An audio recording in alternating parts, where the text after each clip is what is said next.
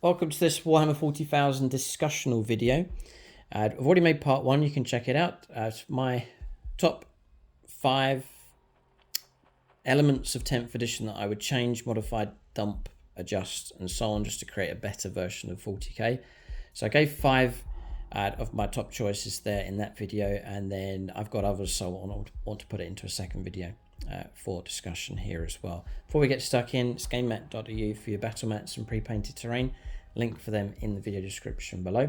You'll also find discount code for 11% off across the store. They're shipping worldwide, and I believe the offer's still running. If your order comes to over £300, they give an extra 5% off with the celebration of their new website. 10th edition is great. It's good. I like it. I wouldn't say it's my favourite edition, but it's okay. But I think there are some rules, some bad rules in here that I think can be modified quite easily. And I suggested a number of those in the first video, so do check that one out. We're going to go straight into a further 5 changes to make for 10th edition next. So first one is pivot rules.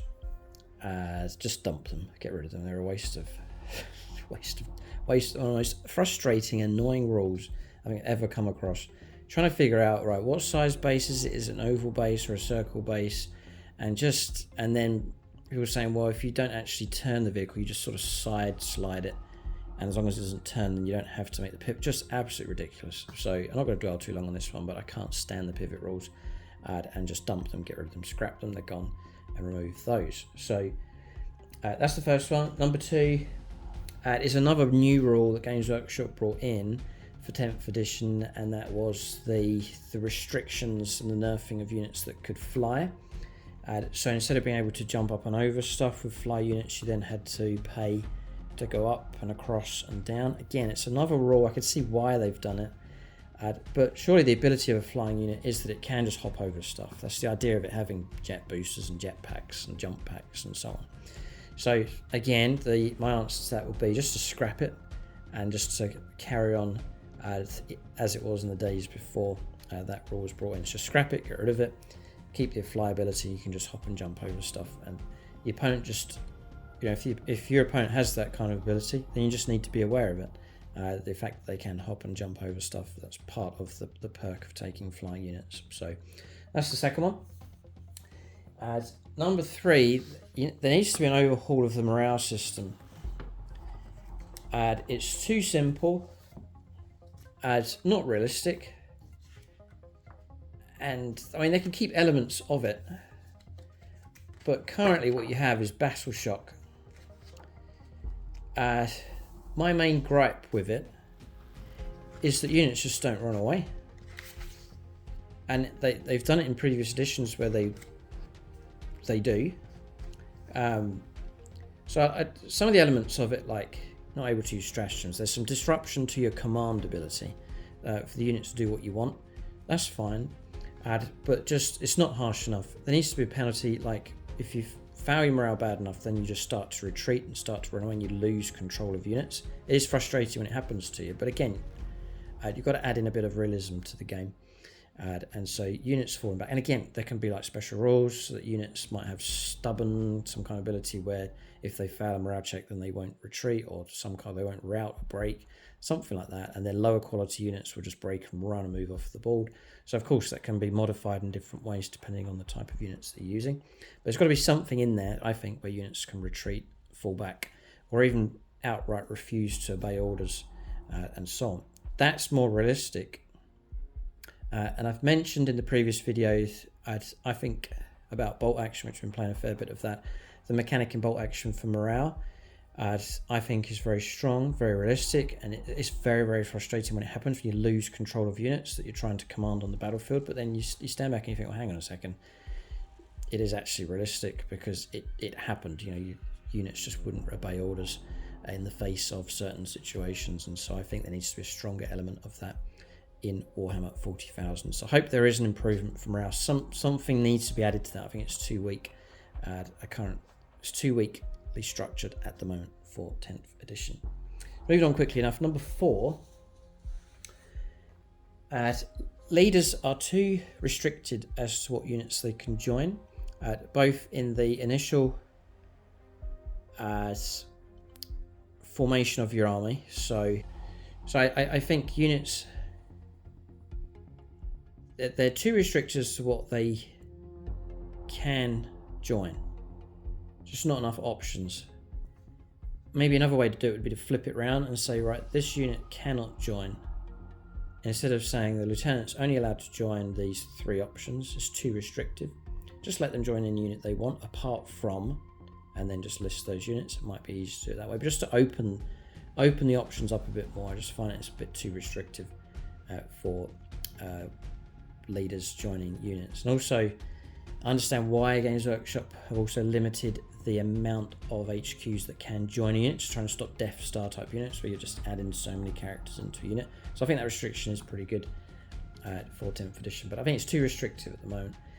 And one of the things Odds Are All Talks was also talking about in the game, if a leader finds himself without a unit, why can't they have the ability to join, if they're able to join a unit, then let them join that unit. Again, if they're able to do it in the deployment part of the battle, then why not let them do it during the game? So if a lieutenant's with an intercessor squad, the intercessor squad's wiped out, but the lieutenant survives.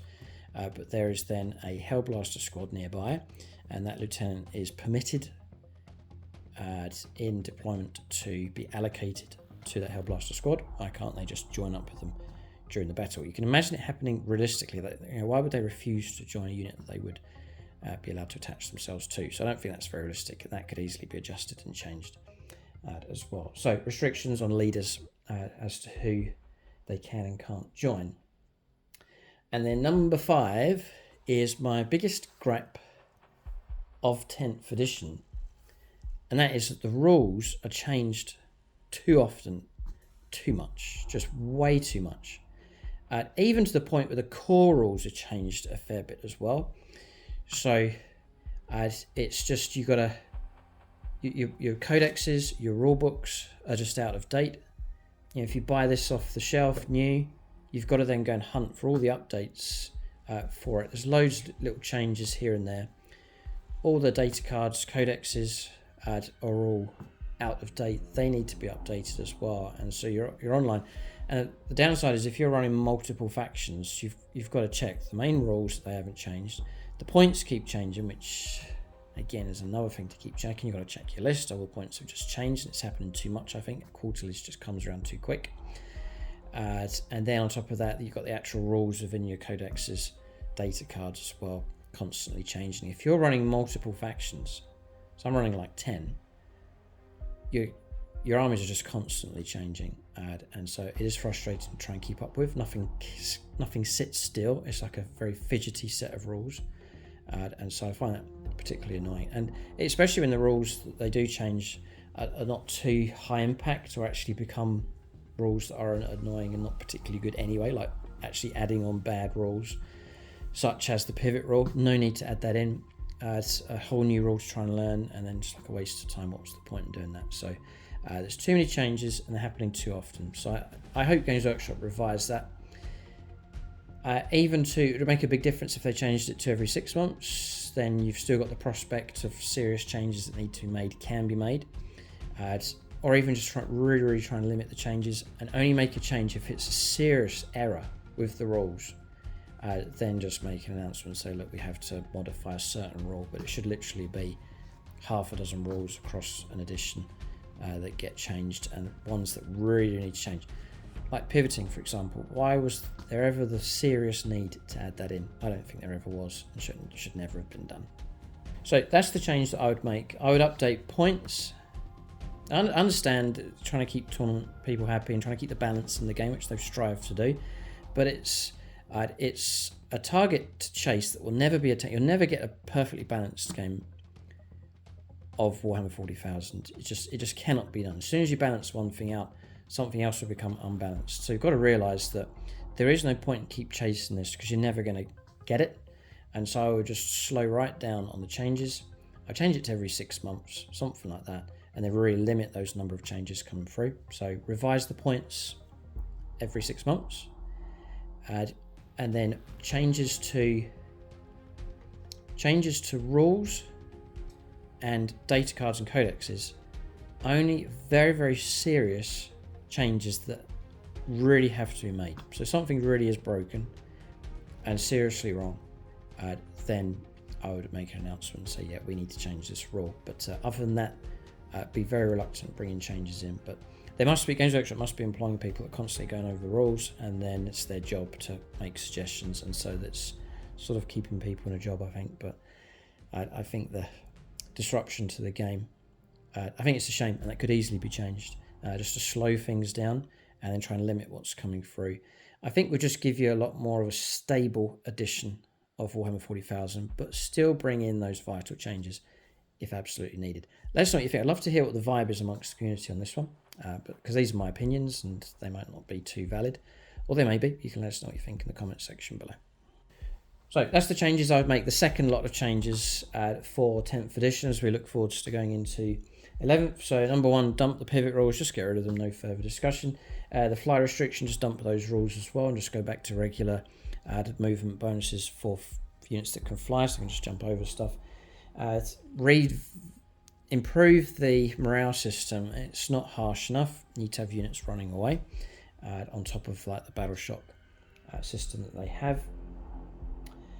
The leaders are too restricted at the moment. Let them join a wider variety of units and let them join those units during the game as well. There's another suggestion. And then finally, stop changing the rules so much. Like, it's too many changes and too often, both rules, core rules, faction rules and points values. It's happening too much too often. I think it's needless, but I wouldn't get rid of it, because you want to be stuck with an edition that's got glaring problems with it. And so just make those changes very carefully, limit them severely, and then maybe just go for like a revision every 6 months. And I think that would fix the flow of the game and give you a much more stable edition of Warhammer 40k. So let us know what you think in the comment section below. And if you've enjoyed this video series, then do leave a thumbs up, leave a comment, it's much appreciated. Do subscribe to the channel. If you want more Striker Scorpion 82 content, including extra battle reports, then join us on the channel. Link below, just choose Aspect Warrior level, which is what most people are going for, and that's going to give you access to all the bonus content that we create. And we really are revamping membership, so it's going to be a lot better, all being well. So join us if you can, it does help support the channel. And then do check out gamemat.eu for your supplies of battle mats and pre-painted terrain. Links for them below, and make sure you use the discount code. Thanks for watching, tune in next time.